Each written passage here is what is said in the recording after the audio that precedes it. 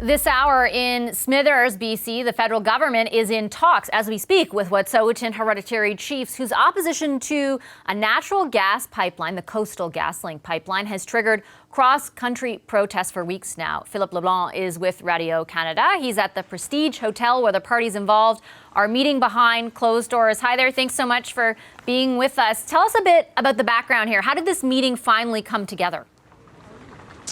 It finally came together amidst all the confusion. Last night it was on, it was off, and then it was on. It was happening while Minister Bennett, the federal minister, was in the air. She didn't have access to her phone. Apparently the governments had asked the hereditary chiefs to ask the Mohawks to stand down while the talks were happening, and the hereditary chiefs were not having it. Finally, they were able to sort out all the confusion, and the meeting will start, we assume, in the next hour. Everything's been pushed back, and it's also changed location. It's not a Prestige Hotel anymore. We're in front of the Wet'suwet'en office, where in the last half hour, to show how much of a divide there is in the community, we saw groups of protesters come to show their opposition to the pipeline, and some came to show their opposition to the hereditary chiefs. So there was a brief skirmish between the two, but everything seems to be back normal. We're just waiting for ministers to arrive. Mr. Bennett arrived in British Columbia last night, and Minister Scott Fraser from British Columbia had to be in Victoria for an important vote provincially this morning, and he was on his way as of last hour, so we're waiting for them to arrive. As you wait, what have you been hearing about expectations for the meeting? Well, we spoke to Mr. Bennett when she arrived this morning, and she said this is just the start of the conversation, right? Everybody's been hoping to have this meeting for 3 weeks, and I just spoke to Chief Namox from the Hereditary Chiefs, and he told me basically the same. We have to understand that we have 2 days of discussion planned, and we will talk about rights and titles, and we will need to keep talking for much longer because they say they don't want any more band-aid solutions. They want to have real discussions for the longer approach between government and Indigenous people. We can hear a bit of what he had to tell us earlier. I think if Canada and British Columbia themselves handle themselves properly and with respect, I think we can make some positive forward movement. This first day will be to lay out the groundwork, and tomorrow we'll get into the heavy discussions, and I expect these to be extremely long days because they're getting here late in the game. But yeah, currently it's our agenda, and we can't allow them to steer the agenda. They've already seen what's happened across Canada, and we have more than a willingness for all of that to cease, but there has to be some positive, progressive changes. And we're talking about the relationship between all Indigenous people and Canada and British Columbia and each of the provinces themselves. And just to show how much importance there is to those talks, before they even happened, the RCMP had to agree to completely back off the Maurice River Road that goes to the CGL construction site, which they agreed to, and the Coastal GasLink completely stopped work for 2 days for the talks to happen. So they will happen any minute, and more and more people gathering. I've been here for over a week. We were basically the only media here for a little while. Now there's about 20 members of media and people from the community that want to know what's going to happen tonight. All right, I'll leave it there. Thanks a lot, Philippe. Really appreciate the update. Thank you. Radio Canada's Philippe Leblanc in Smithers, BC. Family, right? You all know this, right? Right? You guys know that breaking up families, right? Shame right? on all of you. Enough. Shame on you. Enough. You don't talk to us like that. As you guys can see, You don't talk to us like that. Go home. On you. as you guys saw on how the division has caused our communities, and it's disheartening to see how much division it's caused.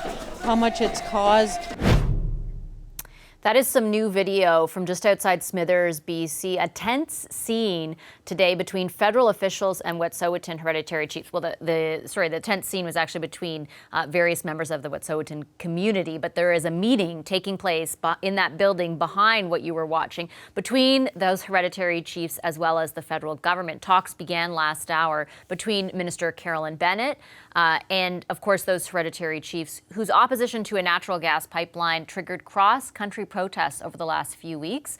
elected Wet'suwet'en chiefs support the pipeline. Before the meeting got underway, I spoke to NDP MP Nathan Cullen from Smithers, BC. He was appointed last month as the BC government's liaison to the Wet'suwet'en hereditary chiefs for the pipeline project. He was instrumental in orchestrating the talks that are happening right now. Hi, Mr. Cullen. Thanks very much for making some time for us on this. Of course, Vashi. It's a pleasure to be with you. Can I ask you a bit about what your expectations are for these meetings? In some ways, my expectations aren't very important. Having Canada, British Columbia meet with the hereditary chiefs of the Wet'suwet'en is very important, obviously, for what's happening not just here in northwestern British Columbia, but clearly right across the country. My expectations, I hope that the foundations can be built for an eventual resolution, a peaceful resolution of the conflict that is centered here, but obviously affecting people right across Canada. The ministers, I believe there will be 3, 1 from Canada, 2 from BC, and their teams be able to engage with the hereditary chiefs substantively. Yet I'm also somewhat cautious as to not having too high expectations because we have such limited time. Some of the issues, as you know, are not easily solved or quickly solved, but at least I hope that the foundation can be built, that progress is made, but it'll be up to the parties at the table and their willingness to make concessions and come to an agreement. Can I ask you, based on your understanding, what you think is sort of, and this is going to not be a simple question or a simple answer, but like, what is that? None of them are. No, I know. I just kind of want to preface it by saying that, but what is at the heart of the concern? Is it the pipeline, or is it the broader issue of title and rights? It's a great question because it's a fundamental one. I would suggest it is both. It also depends on who you talk to. Mm-hmm. I think the issue for the Wet'suwet'en, as they've said publicly, being the nation that brought forward Delgamuukw and Gasteway, this seminal Supreme Court case that established many things that around rights and titles for Indigenous people, that of course it is also about the pipeline that is proposed through and being constructed through Wet'suwet'en territory. So it is both things. I suppose one is on the surface, so to speak, the pipeline issue. Yet underneath that is the fundamental and foundation issue about rights and title, and the Wet'suwet'en having that rights and title over the 22,000 square kilometers. And what about the meetings themselves? We've been talking about it obviously quite a bit on the show, and we've been listening to various people involved. And I know that originally in January, the ask had been specifically for the Prime Minister, specifically for Premier Horgan. I know now, obviously, they've agreed to meet with Minister Bennett and Minister Fraser, but what is your sense of like the necessity at some point of the Prime Minister in particular, his own involvement? Well, the Chiefs issued a statement earlier this morning talking about that the invitation was actually to the Prime Minister of Canada, the Premier of British Columbia, that it is normal protocol, certainly, in getting to that kind of meeting, that at first you would meet with the key ministers, and that's what is happening today. The Wet'suwet'en hereditary chiefs have said publicly that that's acceptable. This is the way that things are done, and I do think that ultimate goal is there for the hereditary chiefs, is to be able to meet with the leadership of Canada and BC.